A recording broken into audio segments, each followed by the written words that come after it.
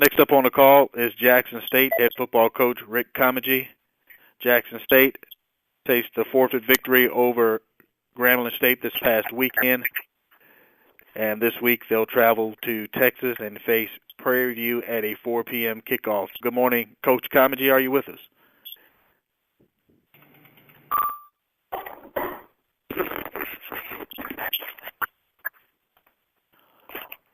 Do we have Rick Comegy with us on the call?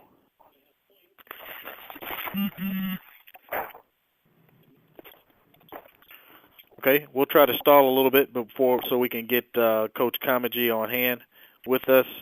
And while we do so, we'll run down the standings. We weren't able to do that at the very beginning, so we'll know where each team stands at this point. Jackson State is the leader in the Eastern Division. They are a perfect 6-0 in conference play, and they're 6-2 overall. Hello? State. Good morning, Coach Comegy. Yes, sir. Good morning. Good morning. Okay. We'll run down the standings at the very end of the conference call. Now that we got Coach Comegy with us. Good morning, Coach. Thanks for joining us. If you could talk about actually preview your game this coming weekend. Well, we really have our hands full this weekend. I just got done watching some film and going against a great football team.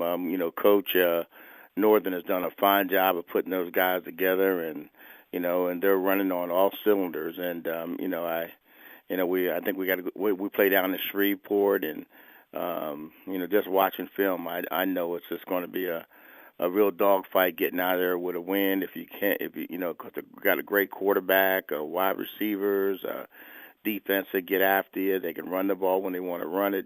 They got a beautiful design, and I have a lot of respect for what they're doing there, and we have to go down there and play hopefully a good football game. Don't make a lot of mistakes. Don't hurt ourselves, and try to come out of there with a win. But they're an outstanding football team. Outstanding. All right, the floor is now open for Jackson State head coach Rick Comegy.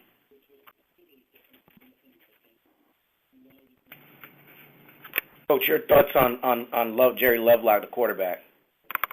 He's I don't know which one's better.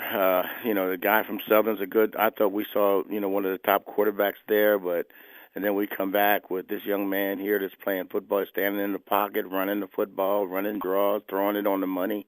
Wide receivers are making great adjustments to the ball and the design. He knows the offense in and out, and they're doing a fantastic job. They're scoring a lot of points, and they're doing a great job. They're a well coached offensive line, picking up everything they can pick up, and they're well coached. And and defensively, they don't make a lot of mistakes. They get at you, and they hit hard. They're fast. They run to the football, and they're a good football team. And I can see why they gave a lot of people a lot of trouble. When you heard about the scores they've been putting up, it's clear, it's evident that it wasn't luck, it was by design, and so, they're good.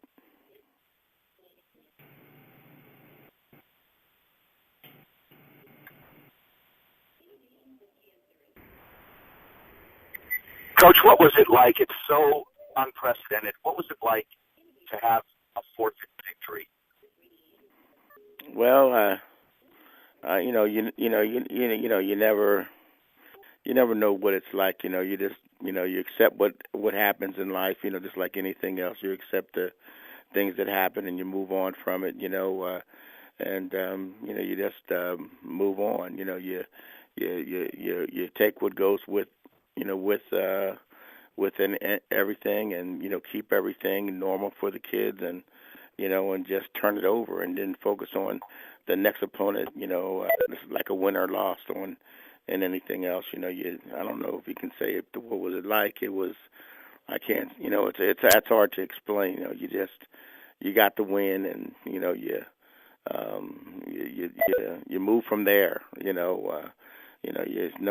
don't criticize. You just accept what comes, like you do in a normal day, and thank God that you're, made it through another day. So, we're just right now gearing up for tough Prairie View team, and that's all we're thinking about right now. But I wish I could answer that question. That's really a tough one to kind of answer. How did the players react? I mean, they only get a dozen or so. Excuse me, I'm sorry. I'm sorry, Coach. The players only get about a dozen games a year, and to take one away obviously is frustrating. How did they react to not having a game? Well, they were fine. Of course, kids are kids, and they enjoy playing the game. They come to play. Coaches are coaches, and they enjoy playing. But we treated it. We had a normal day. We went out and scrimmaged, and we had a normal day. We came in the locker room, and it's like it was a normal day. For a normal team, we didn't miss a stride. We treated everything as though we were going to play a game. And at least one good thing about it, our kids had a chance to go up in the stands and greet our fans up close and do autographs and take pictures. And I think it brought us closer to the fans. God works in strange ways, and it could have been a positive for us. Or I think at the end of the day, I think things turned out to be a positive. Coach, from a coach standpoint, is there any benefit in that kind of being somewhat of a bye week? Not having to go out there and get physical with another team. Maybe some guys being able to rest up a little bit. Well, I think rest is a weapon. I preach that around here all the time. And anytime you got a chance to to rest up a little bit, take it and use it as a weapon. You get a little faster, a little healthier, a little stronger, and so we didn't rest that much. We had a day off of where you got really serious physical pounding, but we've been going on since August 1, and every day since August 1, and so I'm sure it'll come into play, and where the team is rested a little bit. I just want to make sure we stay sharp and don't rest too much, and you start fumbling and throwing interceptions and get back to some of the old ways. So sometimes too much rest to throw you off a little bit, but I'm pretty sure it's only been a day or so, and we're right back at it now. So I feel comfortable with the little time we did have, and hopefully we can use that as a weapon. Hey, Rick, how you doing? It's Ty Miller from Sheridan Broadcasting. Hey, Ty. One question. Hey, man, what's going on? Just got one quick question for you in terms of like opponents. A couple of weeks ago, you had a tough time with Mississippi Valley State, and I know that's a rivalry game. On the other hand, Prairie View kind of handled them really easy this past weekend. So yes, I saw that. Can you speak to that? I addressed that yesterday with the team. We tend to get into some really slugfest with some teams, and especially Mississippi Valley, or I think there's such a rivalry going on between the two schools that it gets to be a real heavy battle between Mississippi Valley and us, or some of the teams that we play. It gets to be a real thug fest. But it seemed like when they, but yet and still, the thing is that Prairie View is a good football team, and was I surprised at the score? When I first heard it, I was, because the type of defense that Valley can lay out there on you when they're really hot and they're playing. And so I really haven't seen that film. But the thing is, but if you saw Prairie View play in the games I saw them play, and go back and look at last year, you can maybe see why they're so productive. They got an excellent quarterback who is high octane, and he can throw the football, and they come down with it. They're in sync, and so they're playing good football. And so, was I surprised? I guess because of what I saw of Mississippi Valley's defense and how they move and do some great things.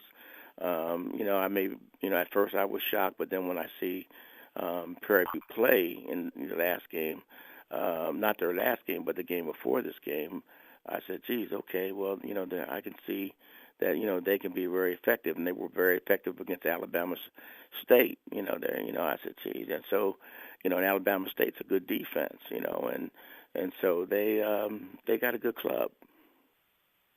Coach Comegy, we appreciate your time, and we will talk to you next week following your game with Prairie View. Good. Thank you very much. I appreciate the time. Thank you. Thanks a lot. That's Rick Comegy.